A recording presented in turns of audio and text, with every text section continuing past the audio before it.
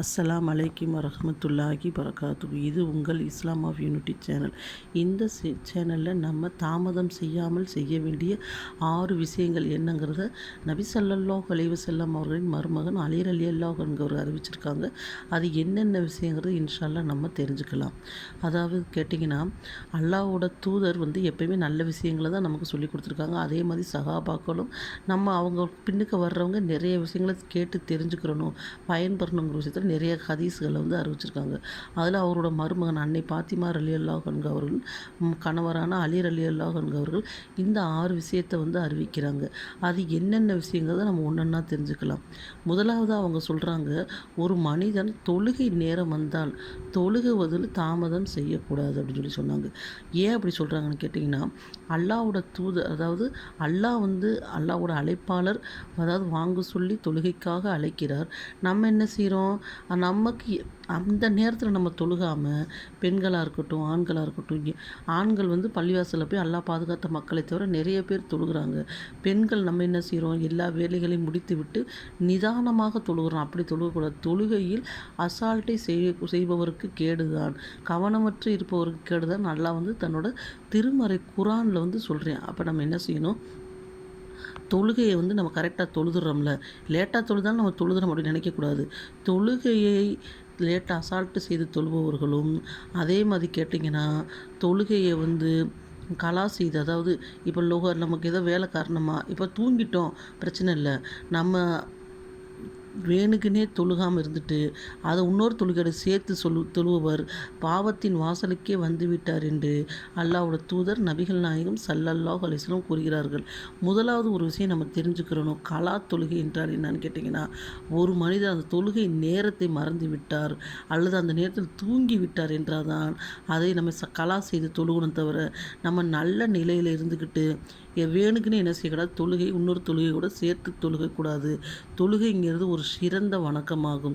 அதை நம்ம எவ்வளோ சீக்கிரம் நம்ம தொழுது கொள்ள வேண்டுமோ அவ்வளோ சீக்கிரம் நம்ம தொழுது கொள்ள வேண்டும். அதாவது அல்லாஹ்வோட தூதரோட சஹாபாக்கள் என்னன்னு கேட்டிங்கன்னா, போர்க்களம் நடந்து கொண்டு இருக்கும் அந்த நேரத்தில் கூட அவங்க என்ன செய்வாங்க, போர் அங்கிட்டு நடந்துச்சுன்னா அவங்க இங்கிட்டு 4 பேராக நின்று தொழுகை நிறைவேற்றக்கூடியவர்களாக இருந்தார்கள். போர் முடிஞ்ச பிறகு நம்ம தொழுகலான்னு அவங்க என்ன செய்யலை, தொழுகை தாமதம் செய்யவில்லை. அப்படி இருக்கிறப்ப இந்த காலத்தில் நமக்கு எந்த உதவும் கிடையாது. பெண்கள் நம்ம என்ன செய்கிறோம், அசால்ட்டாக இருக்கிறோம். தொழுகையை அசால்ட்டு செய்பவர்களுக்கு கேடுதான். ஒரு ஹதீஸில் வந்திருக்கு. இது நான் ஒரு இதில் படித்தேன். அது என்னன்னு கேட்டிங்கன்னா, ஒரு மனிதர் தன் சகோதரியை என்ன செய்கிறாங்க, அடக்கம் செய்கிறாங்களாம்.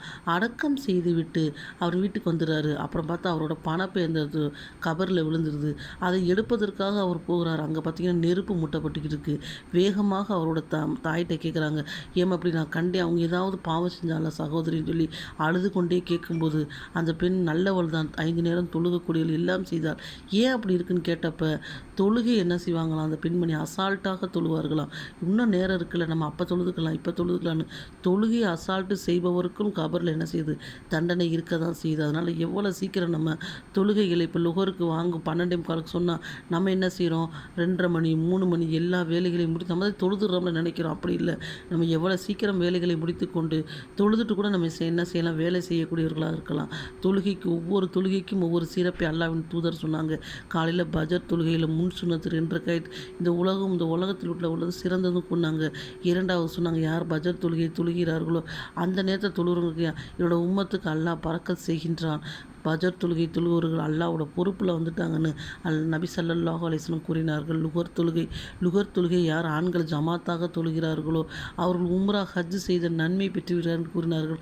அசர் தொழுகையில் பரக்கத் இருக்கிறது, ரஹ்மத் இருக்கிறது என்று அல்லாஹ்வோட தூதர் சொன்னாங்க. ஒவ்வொரு தொழுகைக்கும் ஒரு சிறப்பை அல்லாஹ்வோட தூதர் சொன்னாங்க.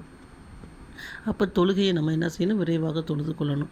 2வது கேட்டிங்கன்னா, ஒரு ஆணோ பெண்ணோ நம்ம பிள்ளைங்களை வளர்க்குறோம், நல்ல வரன், நல்ல மாப்பிள்ளையும் நல்ல பையன் வர்றாங்கன்னா நம்ம என்ன செய்யணும், அந்த திருமணத்தை ஏதாவது ஒரு காரணம் சொல்லி என்ன செய்யக்கூடாது, தாமதம் செய்யக்கூடாது. பெண்ணுக்கு நல்ல வரன் அமைந்து விட்டால் திருமணத்தை தாமதம் செய்யக்கூடாது. 3வது கேட்டிங்கன்னா, ஒருத்தர் மரணித்து விட்டார், அந்த மரணத்தவரின் ஜனாசாவை அடக்கம் செய்வதற்கு தாமதம் செய்யக்கூடாது. ஏன்னு கேட்டிங்கன்னா, நபிகள் நாயகம் ஸல்லல்லாஹு அலைஹி வஸல்லம் காலத்தில் ஒருத்தர் பஜரில் மரணித்தால் அவரை என்ன செய்வாங்க, எவ்வளோ சீக்கிரம் அடக்க முடியுவாங்க, லுகர்னா அசருக்குள்ளே இந்த மாதிரி அவர் உடம்புல உள்ள ஹீட்டு இறங்குறக்குள்ளே அடக்கம் செய்வார்கள். ஆனால் இப்போ பிள்ளைங்கள் சொந்தக்காரங்கள்லாம் பார்க்கணும், நம்ம என்ன செய்கிறோம், தாமதம் செய்கிறோம்.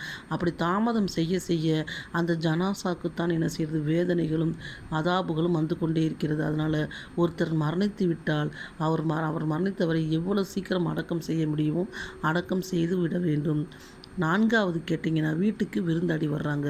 அல்லாஹ் சுப்ஹானஹு வ தஆலா கூறுகிறான், வீட்டுக்கு விருந்தாடி வந்தால் அவர்களை கண்ணியப்படுத்தணும்னு அல்லாஹ்வோட தூதர் சொன்னாங்க. உங்களோட ஆயுள் நீள வேண்டும் என்று நீங்கள் நினைத்தீர்கள் என்றால், அதாவது சொந்த பந்தங்களோடு சேர்ந்து வாழுங்க. இரண்டாவது, வீட்டுக்கு ஒரு விருந்தாடியை கண்ணியப்படுத்துங்கள் என்று கூறினார்கள். அப்போ வீட்டுக்கு விருந்தாடி வந்துட்டால் நம்ம உணவெல்லாம் ரெடி பண்ணி வச்சுட்டு அவங்களுக்கு உணவு கொடுக்கறத தாமதமாக செய்கிறது. நாங்கள் போனப்போ அவங்க அப்படி தானே செஞ்சாங்க.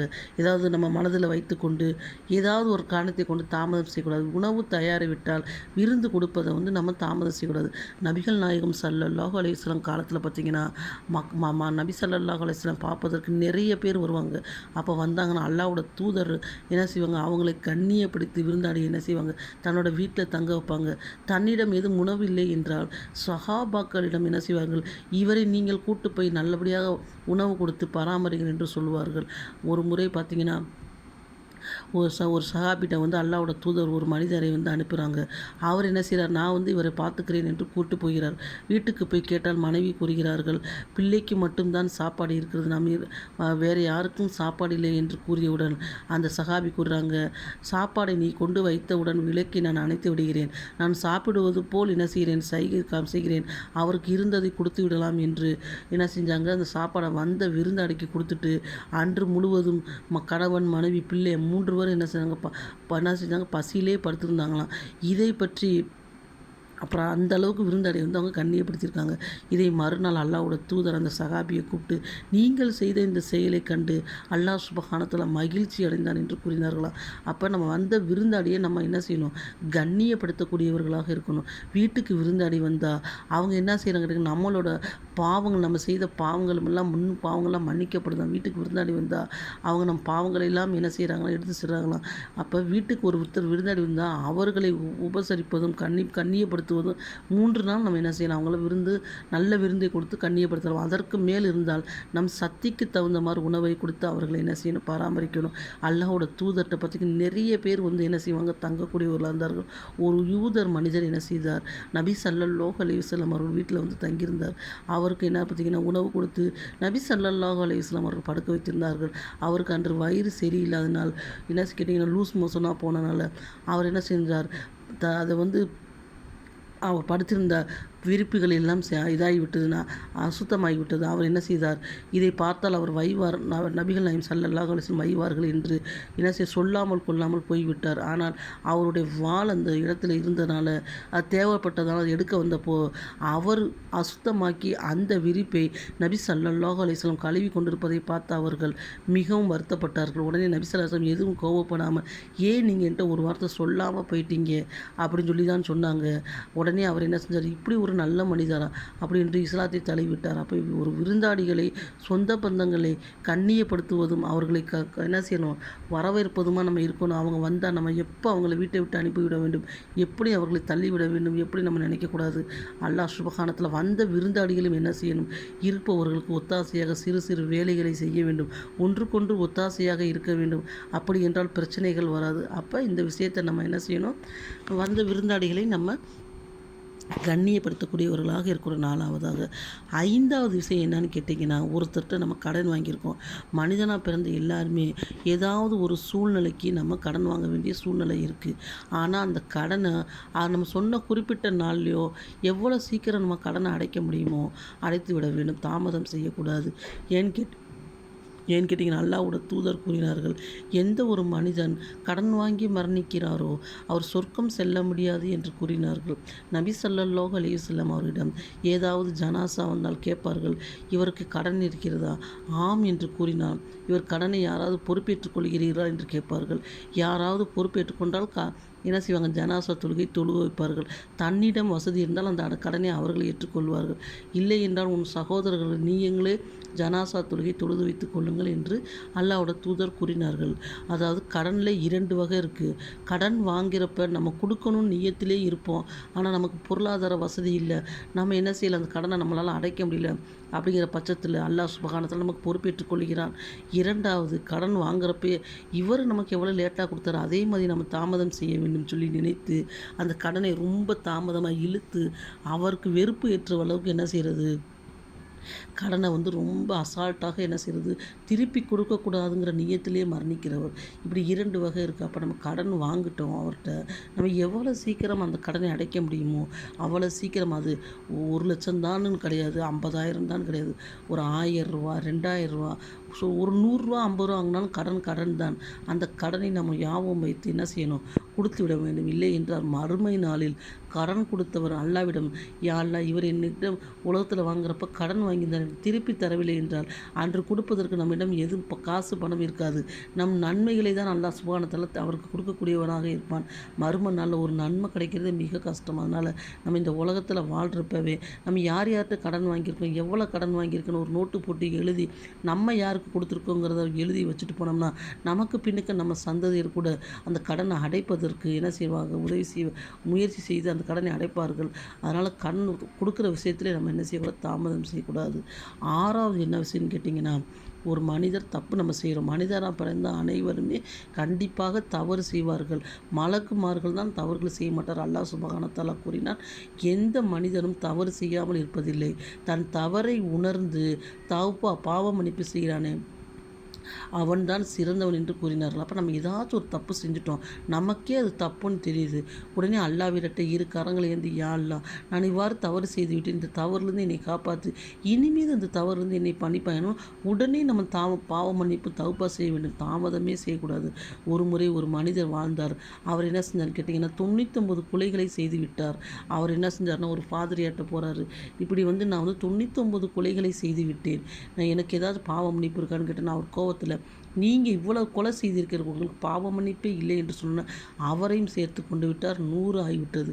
பிறகு அக்கம் பக்கத்தில் சொன்னாங்க, இங்கே ஒரு இமாம் இருக்கிறார், அவர்கிட்ட போய் நீங்கள் கேளுங்கன்னு கேட்டப்ப நடந்த விஷயத்தெல்லாம் அந்த மனிதர் என்ன சொல்கிறார், வருந்தி சொல்கிறார், நான் எனக்கு கோவம் வந்துட்டேன், எனக்கே தெரியல இந்த மாதிரி நான் பாவம் மன்னிப்பு பாவத்தில் இப்படி செஞ்சிடறேன், இதுக்கு ஏதாச்சும் வழி இருக்கான்னு கேட்டப்ப அந்த ஒன்றே இமாம் யோசிக்கிறார், நம்ம ஏதாச்சும் சொன்னால் நம்மளையும் சேர்த்து இந்த மனிதர் கொன்று விடுவார்னு சொல்லிட்டு, நீங்கள் இருக்கிற இடமும் சூழ்நிலையும் தான் உங்களை என்ன செய்யுது, பாவத்தின் பக்கம் தள்ளக்கூடியதாக இருக்கிறது. அதனால் கொஞ்சம் தூரமாக தள்ளி போனீங்கன்னா அங்கே நல்ல மனிதர்கள் வாழ்ந்து கொண்டு இருக்கிறார்கள். அதனால் நீங்கள் அங்கே போய் வாழுங்க, உங்கள் பழக்க வழக்கங்களும் உங்கள் சூழ்நிலையும் மாறுதுன்னு இந்த மனிதரும் என்ன செய்கிறார், மனம் திருந்தி போய்கொண்டே இருக்கிறார். போய்கொண்டு இருக்கும் நேரத்தில் அவருக்கு என்ன செய்கிறது, மவுத்து வந்து விடுகிறது. அப்போ பார்த்தா நல்ல மலக்குமார்களும் வருகிறார்கள், கெட்ட மலக்குமார்களும், அதாவது கெட்ட மலக்குனா கெட்ட ரூகை எடுக்கும் மலக்குமாரும் வருகிறார்கள். இருவரும் என்ன செய்கிறார்கள், வாதாடுகிறார்கள். இல்லை, இவர் 100 கொலை செய்திருக்கிறார், இவர் உயிரை நாங்கள் தான் கைப்பற்றுவோம் அப்படின்னு கெட்ட ரூகை எடுக்கும் மலக்குமார்கள் சொல்கிறார். இல்லை இல்லை, இவர் 100 கொலை செய்திருந்தாலும் அல்லாஹ்விடம் தௌபா செய்து பாவ மன்னிப்பு பெற்றுவிட்டார், இவரோட ரூஹை நாங்கள் தான் எடுப்போன்னு இவங்க சொல்கிறாங்க. உடனே இருந்து மலக்குமாரும் அல்லாஹ்விடம் சொல்கிறார்கள். உடனே அல்லாஹ் சுப்ஹானஹு வ தஆலா கூறுகிறான், அவர் தன்னை தப்பை உணர்ந்து ஒரு ஊருக்கு செல்கிறார்ல, அந்த ஊருக்கும் அவருக்கும் கொஞ்சம் தூரம் இருந்துச்சுன்னா நல்ல மலக்குகள் நீங்கள் உயிரை கைப்பற்றுங்க, மிக ரொம்ப தூரம் இருந்துச்சுன்னா நீங்கள் என்ன செய்யுங்க, அந்த ஒரு ஊரை கைப்பற்றுங்க, அதாவது கெட்ட ரூகை வாங்கும் மலக்கு வருதுறாங்க. அப்போ அவருக்கும் அந்த ஊருக்கும் அதாவது தூரத்தை பார்க்குறப்ப சிறிது தூரம் தான் இருந்தது. அதனால் அவரை நல்ல ரூகை வாங்கும் மலக்குமார்கள் என்ன செய்ய ரூகை கைப்பற்றி அவருக்கு அல்லாஹ் சுப்ஹானஹு வ தஆலா சொர்க்கத்தை கொடுத்தான். அப்போ மனிதனாக பிறந்த அனைவரும் நம்மளும் பாவங்கள் செய்யக்கூடியவர்கள் தான். யார் தன்னோட பாவத்தை நினைத்து வருந்தி அல்லாவிடத்தில் கவர்கள் ஏந்தி பாவம் கேட்குறாங்களோ அவர்களே சிறந்தவர்கள். அப்போ நம்ம என்ன செய்யணும், நமக்கே தெரியும் நம்ம ஒரு தப்பு செஞ்சிட்டோம்னா, இப்போ ஒருத்தவங்களை திட்டியிருப்போம், இல்லை வஞ்சிருப்போம், இல்லை அவங்களுக்கு ஏதாவது ஒரு அவங்கள பழிக்கு பழி வாங்க ஏதோ ஒன்று செஞ்சுருப்போம், நமக்கே அந்த பாவம் தெரியும். இருந்தாலும் நம்ம அசால்ட்டர் அப்படி இருக்கக்கூடாது. உடனே அல்லாஹ்விடத்திலையும் பாதிக்கப்பட்டவர்களுக்கு நம்ம மன்னிப்பு கேட்கக்கூடியவராக இருக்கணும். இந்த 6 விஷயத்தை நம்ம என்ன செய்யணும், உடனே செய்து கொள்ள வேண்டும், தாமதம் செய்யக்கூடாது என்று நபி ஸல்லல்லாஹு அலைஹி வஸல்லம் அவர்கள் மருமகன் அலி ரலியல்லாஹு அன்ஹு அவர்கள் அறிவிக்கிறார்கள். நூல் பார்த்திங்கன்னா முஸ்லீமில் இடம்பெற்றிருக்கு. முதலாவது விஷயம் நம்ம என்ன சொன்னோம்? தொழுகையை தாமதம் செய்யக்கூடாது. 2வது விஷயம், பெண்ணுக்கு நல்ல திருமணம், அதாவது வரன் வந்தால் திருமணத்தை தாமதம் செய்யக்கூடாது. 3, வீட்டுக்கு விருந்தாடி வந்தால் அவரை கண்ணியப்படுத்த வேண்டும். 4, ஒருவர் மரணித்து விட்டால் அவர் ஜனாசாவை அடக்கம் செய்வதில் தாமதம் செய்யக்கூடாது. 5, கடன் வாங்கினால் கடனை சீக்கிரம் அடைப்பதற்கு முயற்சி செய்ய வேண்டும். 6, ஏதாவது ஒரு பாவம் செய்தால் அந்த பாவத்துக்காக உடனே அல்லாஹ்விடத்தில் தௌபா இஸ்திஃபார் செய்து நம்ம என்ன செய்யணும்? மீள வேண்டும். இந்த 6 விஷயங்களை நம்ம வாழ்க்கையில் உடனே நம்ம தாமதம் செய்யாமல் செய்து கொள்ள வேண்டும். இன்ஷா அல்லாஹ், அல்லாஹ் சுப்ஹானஹு வ தஆலா இந்த பாவங்களிலிருந்து நம்மளை என்ன செய்வானா, பாவம் கிடையாது, இந்த தாமதம் செய்யாமல் இந்த பாவங்கள், இந்த செயல்களை செய்யக்கூடிய பாக்கியத்தை நமக்கு தந்தருள்வானாக என்று துவா செய்து கொள்கின்றேன். ஆமீன். அஸ்ஸலாமு அலைக்கும் வரஹ்மத்துல்லாஹி வபரகாத்துஹு.